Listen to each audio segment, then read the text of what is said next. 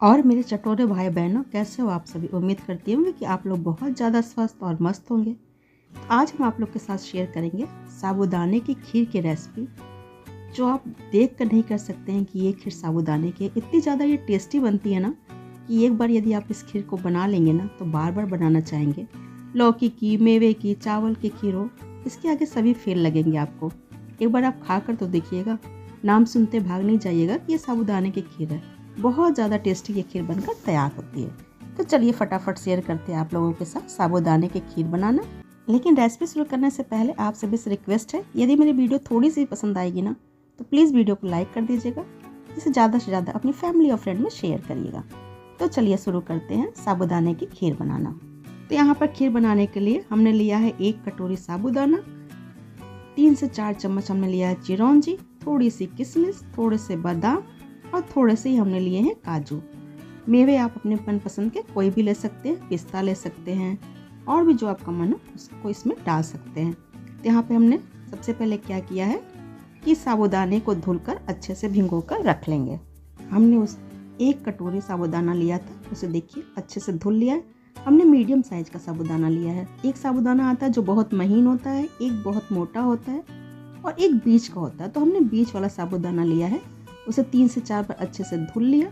फिर सिर्फ आधी कटोरी पानी डालकर इसे हम 10 मिनट के लिए भिगोकर छोड़ देंगे।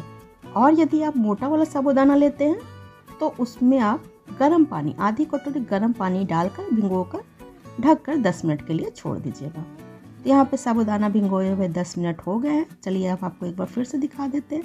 तो देखिए साबूदाना बहुत अच्छे से फूल गया है। हमने पानी बहुत कम डाला था, इससे क्या होगा ना कि साबूदाना आपस में चिपकेंगे नहीं, खीर में एक एक दाने खिले खिले अलग अलग से रहेंगे। तो साबूदाना बहुत अच्छे से फूल चुका है। तो चलिए अब खीर बनाना शुरू कर देते हैं। तो खीर बनाने के लिए सबसे पहले हमें मेवे को भून कर निकाल लेना है। गैस पर हमने एक कढ़ाई रखी और कढ़ाई जब गर्म हो गई तो उसमें हमने डाला 1 चम्मच रिफाइंड है। आप चाहें तो रिफाइंड ऑयल की जगह देसी घी का भी इस्तेमाल कर सकते हैं। और जो हमने काजू बादाम लिया था ना, उन्हें हमने लंबे लंबे छोटे छोटे टुकड़ों में काट लिया है। तो सबसे पहले हम चिरौंजी, बादाम और काजू तीनों चीज़ों को भूनकर निकाल लेंगे। किशमिश को हम बाद में भूनेंगे। तो यहाँ पर हम बिल्कुल लो फ्लेम पे इन मेवों को भून लेते हैं। लगातार चलाते हुए हम सुनहरा होने तक इन्हें भून लेंगे। जब इसमें अच्छे से खुशबू आने लगेगी, यदि खुशबू नहीं आती है तो ये हल्के हल्के से जब गोल्डन ब्राउन हो जाए तो आप इन्हें निकाल लीजिए एक प्लेट में। तो यहाँ पर देखिए मेवे को भूनते हुए 2 से 3 मिनट हुए हैं। बिल्कुल लो फ्लेम पे हमने भुना था। मेवे अच्छे से गोल्डन ब्राउन हो गए हैं, तो हम इन्हें एक प्लेट में निकाल लेते हैं। इन मेवों को निकालने के बाद इसी ऑयल में हम किशमिश को भी भून कर निकाल लेंगे। किशमिश को भी बिल्कुल लो फ्लेम पे भूनिएगा, नहीं तो वे जल जाएंगे। किशमिश को जब भूनेंगे ना तो बिल्कुल अंगूर की तरह ये फूले फूले जब हो जाए तो आप इन्हें निकाल लीजिएगा। गैस का फ्लेम हमने लो ही रखा है। 1 मिनट में देखिए किशमिश के दाने बिल्कुल फूल चुके हैं, तो इन्हें भी हम निकाल लेते हैं। हमने 1 कटोरी साबूदाने की खीर बनाने के लिए 1 लीटर हमने दूध लिया है। हमने फुल फैट क्रीम वाले दूध का इस्तेमाल किया, जिससे खीर बहुत ज़्यादा अच्छी बनती है। हमने दूध को गर्म करके रख लिया था और जब ये ठंडा हो गया तो उसके ऊपर जो जमी हुई मलाई थी ना, उसे हमने देखिए एक कटोरी में निकाल लिया है। साथ ही हमने 7 छोटी वाली इलायची लिए थे, उन्हें छिलकर उनके दानों को खलबट्टे में कूट कर रख लिया है। अब चलिए खीर बनाने के लिए दूध को उबालते हैं। एक बार हमने दूध को गर्म करके रख लिया था, मलाई को भी छान कर कटोरी में रख लिया। अब इस कढ़ाई में जिसमें हमने मेवे को भुना था ना, उसी में पूरा 1 लीटर दूध डाल देते हैं। अब बिल्कुल लो फ्लेम पे हम दूध को 2 से 3 उबाल आने तक उबालेंगे। लगातार दूध को चलाते रहिएगा। थोड़ा सा दूध जब गाढ़ा हो जाएगा ना, तब हम इसमें साबूदानों को डालेंगे। यहाँ पर देखिए दूध में 2 से 3 उबाल आ चुका था। गैस का फ्लेम हमने मीडियम ही रखा था। मीडियम फ्लेम पे दूध थोड़ा गाढ़ा भी हो गया, तो हम इसमें डालेंगे साबूदाना। देखिए साबूदाने के दाने बिल्कुल अलग अलग हैं, एक भी दाना चिपका हुआ नहीं है। और आपको जब दूध में उबाल आए ना, उसी समय साबूदाने को डालना है। इससे खीर टेस्टी भी बनेगी और देखने में भी बहुत अच्छी लगेगी। तो अब हम साबूदाने को डालने के बाद मीडियम फ्लेम पे कम से कम 10 से 12 मिनट तक इसे पकाएंगे, ताकि जो हल्का फुल्का इसमें कसर रह गया है साबूदाने के दाने में, वे भी अच्छे से सॉफ्ट हो जाए। मतलब साबूदाना अच्छे से पक जाए, तब तक हमें इसे पकाना है। और 2 से 3 मिनट बाद इसमें हमने डाल दिया कुटी हुई इलायची। अब इलायची डालकर इसे अच्छे से लगातार चलाते हुए पकाएंगे। हमने इलायची के दाने को ना कूट कर पहले इसलिए डाल दिया कि इसमें खीर में इसका फ्लेवर, इसकी खुशबू बहुत अच्छी आएगी। तो देखिए लगातार चलाते हुए हम इसे गाढ़ा होने तक पकाएंगे। तो यहाँ पे खीर गाढ़ी हो गई है, तो हमने जो मलाई लिया था ना उसे डाल देंगे। मलाई डालने से ना खीर बहुत क्रीमी टेक्सचर का और रिच बनेगा। तो हमने इसमें डाला 1 कटोरी मलाई और लगातार चलाते हुए खीर को और देर तक पकाएंगे। मलाई डाल देंगे ना तो आपको अलग से दूध पाउडर, किसी क्रीम की ज़रूरत नहीं पड़ेगी। मलाई डालने से खीर और भी ज़्यादा टेस्टी और बिल्कुल गाढ़ी रबड़ीदार बनकर तैयार हो जाएगी। तो यहाँ पे हमने मलाई डाल दिया और इसे लगातार चलाते हुए पकाएंगे। तो यहाँ पर साबूदाने को दूध के साथ पकाते हुए 10 से 12 मिनट हो गए।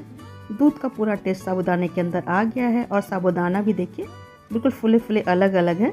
ऐसा लग रहा है कि दूध के ऊपर मोतियाँ डांस कर रही हैं। और पीछे से भी जब आप कलछी के ऊपर देखेंगे ना तो एक क्रीमी टेक्सचर कलछी के ऊपर भी आ जाएगा गाढ़े गाढ़े से। तो यहाँ पर साबूदाना बिल्कुल अच्छे से पक चुका है। तो अब इसे साइड में रखते हैं और अब हमें बनाना है कैरेमल शुगर। कैरेमल बनाने के लिए गैस पर हमने एक दूसरी कढ़ाई चढ़ा दी और उसमें हमने डाला 1 कटोरी चीनी। चूँकि हम लोग खीर थोड़ी मीठी खाते हैं, चीनी की मात्रा अपने स्वाद के अनुसार आप कम ज़्यादा कर लीजिएगा। अब इसे मीडियम फ्लेम पे हम ऐसे ही डाल देंगे। कढ़ाई में हमने चीनी को अच्छे से फैला दिया। कैरेमल बनाने के लिए एक खास ट्रिक है कि आप इसे बिल्कुल भी चम्मच से नहीं चलाइए। कढ़ाई में इसे फैलाकर मीडियम फ्लेम पे ऐसे ही छोड़ दीजिए। कुछ ही देर में देखिए चीनी हल्की हल्की मेल्ट होने लगेगी। जब चीनी हल्की हल्की मेल्ट होने लगेगी ना तब हम एक चम्मच से या पलटे से इसे चलाएंगे। चीनी डालने के बाद अब तुरंत इसे चला देते ना तो चीनी जल्दी मेल्ट नहीं होती। इसलिए जब भी कैरेमल बनाएं तो चीनी को फैलाकर छोड़ दें। जब वे मेल्ट होने लगे तभी आप स्पून से या चम्मच से इसे पलटे से चलाएं।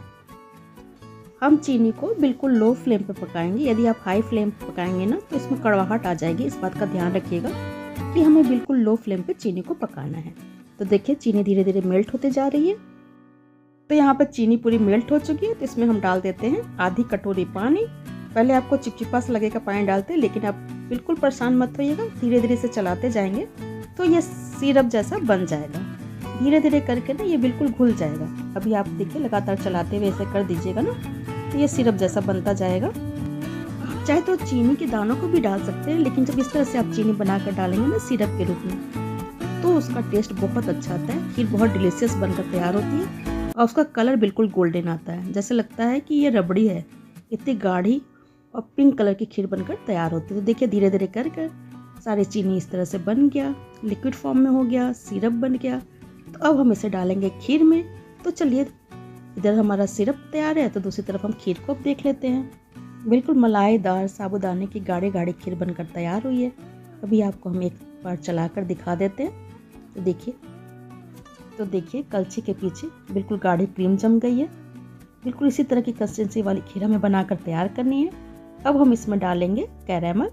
तो अब धीरे धीरे करके कैरेमल डालते जाइए। एक हाथ से डालिए और दूसरे हाथ से खीर को चलाते जाइए और लो फ्लेम पे इसे लगातार चलाते जाएंगे तो बहुत ही अच्छा कलर आएगा और टेस्ट भी बहुत अच्छा आएगा। खीर का कलर देखिए कितना चेंज हो गया। अब कैरेमल के साथ हम 2 से 3 मिनट तक खीर को और पका लेंगे। तो यहाँ पर खीर को कैरेमल के साथ पकाते हुए 3 मिनट हो गए। खीर देखिए और भी ज़्यादा गाढ़ी हो गई है, लेकिन साबूदाना जो हमने डाला है ना वे बिल्कुल अलग अलग खिले खिले आपस में चिपके बिल्कुल नहीं है। यदि आप मेरे ट्रिक्स बनाएंगे ना तो बिल्कुल ऐसे ही साबूदाने की खीर बना कर तैयार करेंगे। साबूदाने ना तो चिपकेंगे और ना तो खीर फटेगी। तो यहाँ पर खीर बन चुकी है। तो ऊपर से हम डाल देते हैं ड्राई फ्रूट्स और चलिए खीर को सर्व करते हैं। बहुत ही गाढ़ी और डिलीशियस खीर देखिए बनकर तैयार हुई है। बिल्कुल मलाईदार रबड़ीदार खीर लग रही है देखने में। तो लोग जब साबूदाने की खीर बनाते हैं ना तो उन्हें बहुत परेशानी होती है। साबूदाना चिपक जाता है या तो खीर फट जाती है, जलने लगती है। लेकिन जब आप इस रेसिपी से बनाएंगे ना तो मोतियों जैसे खिले खिले साबूदाने की खीर बनकर तैयार होगी, जो बहुत ही क्रीमी टेक्सचर वाली डिलीशियस बनकर तैयार होगी। अब बस कुछ जो हमने बातें बताई उनका आप ध्यान रखिएगा। तो देखिए यहाँ पर हम मलाईदार रबड़ीदार खीर को सर्व करते हैं। साबूदाने की खीर बनाने के लिए कभी भी सबसे छोटे दाने जो आते हैं साबूदाने के उसका इस्तेमाल बिल्कुल मत करिएगा, नहीं तो बिल्कुल चिपचिपी सी खीर बनकर तैयार होगी। या तो आप मोटे वाले साबूदाने का इस्तेमाल करिएगा या मीडियम साइज के साबूदाने का इस्तेमाल करिएगा। तो यहाँ पर हमारे साबूदाने की खीर सर्व करने के लिए तैयार है। तो प्लीज़ आप भी इस रेसिपी को ट्राई करिएगा। कमेंट करके बताइए कि इस रेसिपी को आप कब ट्राई कर रहे हैं। रेसिपी यदि पसंद आई होगी तो वीडियो को लाइक और इसे ज़्यादा से ज़्यादा अपनी फैमिली और फ्रेंड में शेयर करिएगा। चैनल को सब्सक्राइब करना बिल्कुल नहीं भूलिएगा। सब्सक्राइब करने के बाद सब्सक्राइब बटन के बगल में बेल आइकन होगा, उसे प्रेस कर दीजिएगा ताकि मेरी आने वाली हर वीडियो की नोटिफिकेशन आपको मिलती रहे। तो फिर मिलते हैं नेक्स्ट वीडियो में नेक्स्ट रेसिपी के साथ। Bye bye, take care.